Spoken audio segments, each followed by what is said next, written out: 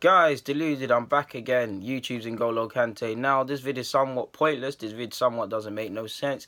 But I've decided to humour myself to a degree with some outside picks, at least for the England squad in regards to the upcoming World Cup.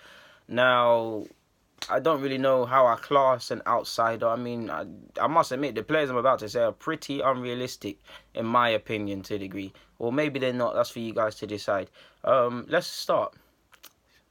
I'd say Trent Arnold. Now, I mean, he's getting a look in here and there for Liverpool. He's doing all right. He's very good he's decent at set pieces. I mean, not set pieces, delivery at crosses.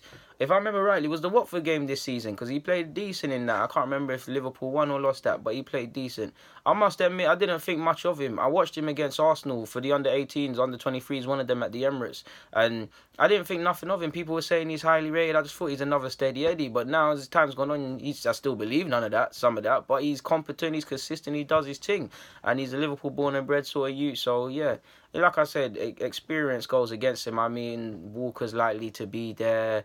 The other couple other right-backs could get in with a shout. I mean, even things like Ox is playing centre-mid. But Ox could even be, depending on how England set up. I'm not saying this would be mine or not, but you've seen three at the back and playing with wing backs. Ox has played at right wing back before. That could be an option for them. And if I was manager, I'd certainly consider that. So these are the sort of things that go against him. Also, tournament football, again, a manager's likely to pick players he can trust or he thinks he can keep galvanised because they're there for a month. It's all about what you do and what you do off the field. It's all about the togetherness at the dinner table and all of these sort of things that transpires on the pitch. You saw England at the last international competition, how Iceland dealt with them. There was togetherness in that Iceland side. England just looked like a bunch of overpaid individuals. Like England national football team at the moment is just the top. It's just a link up for the mandem. It's like, all right, cool. Lingard, I'm a buck. Just say I'm Lingard. Lingard, all right, cool. All right, what you saying, Ox? It's Lingard. The England thing, yeah, link up. Let's call Sterling. Sterling, what you saying, my brother? Where's Delhi? Delhi, come, man. And it's just a link up, spuds. It's not a mad thing. You do, whether it's the clubs, because of the competitive nature of the clubs. I know Rio and Lampard have said that before, that doesn't make them achieve anything. I don't know. What I've just said about them being friendly and stuff, that doesn't really hold much weight. Regardless of where it is, I don't know. But Trent Arnold would be one of them I'd be throwing in or thinking about. Another one, and I must admit, it's not the strongest of cases. Reece Oxford, now he's been playing right back, he's played in midfield, and he's actually played at centre-half for Gladbach. Gladbach, they've fallen under the radar a bit because they've been in a bit of mixed form. I watched them against Dortmund. He didn't have the best of games, but he didn't have the worst of games. He shined against Hamburg in midfield, if I believe rightly. Can't understand how, with the way West Ham have been playing currently, how he hasn't had a look in, but only they know. Allegedly, Atletico won him and Gladbach won him permanently, and he wants to do it. Shout out to him if he wants to, but if he's going to be, at least he could be considered in midfield. Our midfield options, you think the only one that's really going to be DM is kind of Dyer. And again, off the top of my head, this is quite hard. There's other examples, but he can fill in that right back. Maybe not the most illustrious choice, like I've said. Centre back, again, not the most illustrious of choices, and he does lack experience. And again, it's tournament football. These are the things that go against these sort of players. But when you consider that, okay, Smalling, Cahill, and Jones, three centre half, that are likely to go.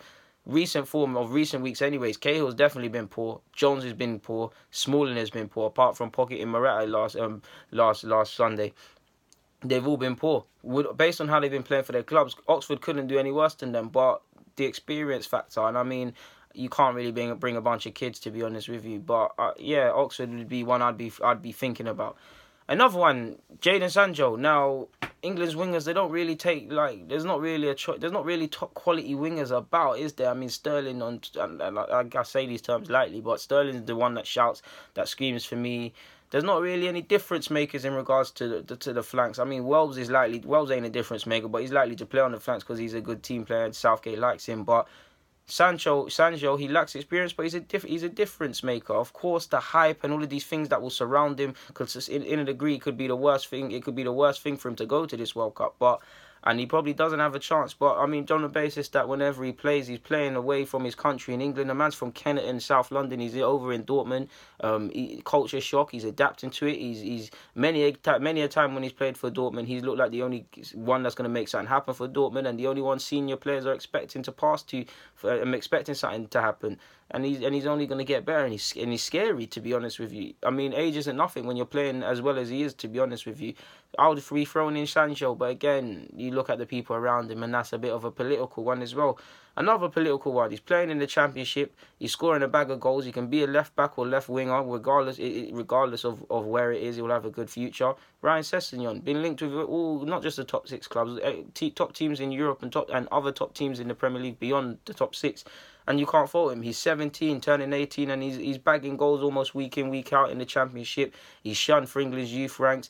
Left back, there's a decent amount of competition at left back, or I keep saying left back because that's where I think he'll play. Or at left wing, I mean, there's going to be a lot of competition, and he is playing in the Championship. I mean, not to knock the Championship, but I mean, it would be a bit weird calling up players from the second division. But as his case is unique, he's 17, he's turning in performances against grown men. His physique is decent, he can bulk up a bit, he's strong, he's a good dribbler. Similar to Sancho, he could be a direct avenue or something different for the England squad, because there's not really any difference makers. And I mean, I say that lightly, and again, like, just thinking, the first random thought that's gone to my head is Theo Walcott. Again, I don't necessarily think much of the player as much as ability wise, as much as I hold him in high regard because he's an Arsenal boy. He's the only, based on his skill set. I mean, if you bring him on the 60th minute, he's going to have a bag of energy. I don't really see any difference makers in that England squad, so maybe it could be worth bringing a Sessegnon, to be honest with you. And when you consider Sessegnon and Sancho, at least maybe it's too early for this World Cup, definitely too early. Maybe the next international competitions, whether it be the Euros or the World Cup, that could very well be the left-hand flank, to be honest with you, for England. So, yeah. Who else have you got? You've got Leon Bailey. I've thought that. I mean, I don't want him to play for England. I want him to play for Jamaica, of course, but I don't think that's going to happen. Jamaica can't offer him the sporting ambitions that he wants to match, nor added to that, like a lot of countries, corruption and lack of competitive sides and things like this all go against him. So why would, ironically, a little island of 3 million people produces a star that could be a star for the country as much as Usain Bolt? Why would he want to play for us? From my heart, I'd want him to play for the little island and take us to the next level. But he's linked with Belgium. I don't know for his citizenship there. Germany, I don't know for how long he needs to stay there for that. Allegedly, he qualifies for England. So on the basis, again, that they're wingers, there's not really any quality. And if Bailey was on it and he can actually, and it's merely more than paper talk, why not? And beyond that, I mean, there's not really any. I mean, Joe Gomez, for me, I don't even call him an outside chance. For me, he has to go. I know he's been injured and ain't really been in the Liverpool side. But for me, he's definitely one that's got to go. Holding ain't played enough to go. I do honestly believe if he played a lot more, he could have had a look in, or he definitely would have looked a better centre-half. And to be fair, when he has got a look in, he hasn't shown the form to go over there and do this thing. Maitland-Niles, he's still a bit fresh, as is Reece Nelson. But if they were playing, I'm an Arsenal boy. I want all our Arsenal players to go, regardless of if I think you're good or not. That goes for Chambers as well. So, yeah, man. Guys, Deluded Guna, YouTube's N'Golo Kante. Like I said, I don't know if this vid makes any sense or the point of this vid, but I thought, let me flatter myself and humour myself. I'm out.